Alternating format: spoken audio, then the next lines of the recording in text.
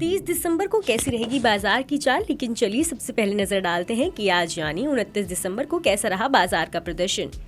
Equity बाजार ने 29 दिसंबर को F&O एक्सपायरी को दिन के निचले स्तर से दिन के ऊंचे स्तर के करीब एक स्मार्ट रिकवरी दिखाई। पावर, तेल और गैस, बैंक और मेटल शेयरों की अगुवाई में ये रिकवरी देखने को मिली। सेंसेक्स करीब 223.60 अंक बढ़कर 61,133.88 पर बंद हुआ। निफ्टी 68.50 अंक बढ़कर 18,191 पर बंद हुआ। सेंसेक्स ने 60,479.06 और निफ्टी ने 17,992.80 के दिन के निचले स्तर को हिट किया।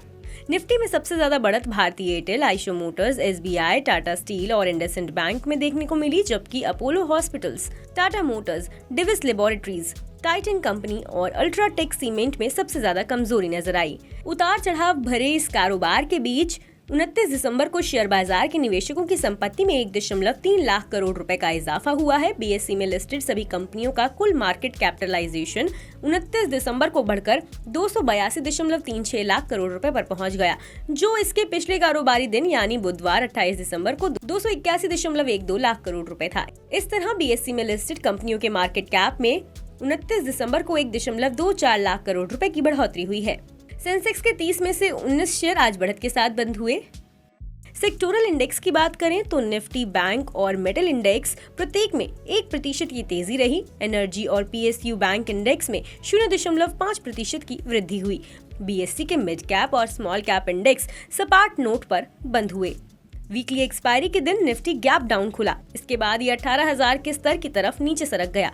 इंडेक्स ने सेशन के फर्स्ट हाफ में प्रमुख मनोवैज्ञानिक निशान के पास बेस फॉर्मेशन बनाया। सेकेंड हाफ में इसमें अच्छी रिकवरी हुई। इसका नतीजा ये हुआ कि इंडेक्स ने डेली चार्ट पर बुलिश आउटसाइड बार बनाया। इसने डेली चार्ट पर एक एंगल्फिंग बुल कैंडल भी बनाया। गौरव रत्न पारखी ने कहा कि अगर इंडेक्स 18,200 के स्तर को पार करता है, इसके बाद अगर हायर टेरिटरी में बना रहता है, तब निफ्टी शॉर्ट टर्म में 18,400 की ओर बढ़ता दिखाई दे सकता है। दूसरी ओर 18,000 के स्तर पर रहने पर इसमें डाउनसाइड संकेत दिखाई दे सकते हैं। वहीं कोटक सिक्योरिटीज के श्रीकांत चौहान ने निफ्टी के लिए 30 दिसंबर की चाल पर कहा, निफ्टी में साइडवेज मोमेंटम आगे भी जारी रहेगा। इसका कारण ये है कि दरों में संभावित बढ़ोतरी और टेम्पर्ड ग्रोथ के आगे बढ़ने के मद्देनजर पश्चिमी देशों में मंदी की आशंका जारी है। तकनीकी तौर पर निफ्टी ने 18,000 के पास सपोर्ट लिया और तेजी से बाउंस बैक किया।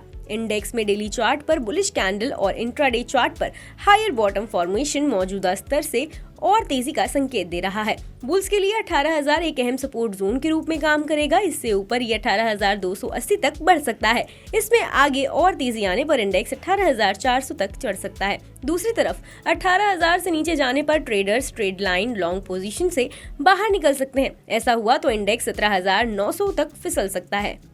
बता दें कि मनी कंट्रोल पर दिए गए विचार एक्सपर्ट्स के अपने निजी विचार होते हैं। वेबसाइट या मैनेजमेंट इसके लिए उत्तरदायी नहीं है। यूजर्स को मनी कंट्रोल की सलाह है कि कोई भी निवेश निर्णय लेने से पहले सर्टिफाइड एक्सपर्ट की सलाह लें।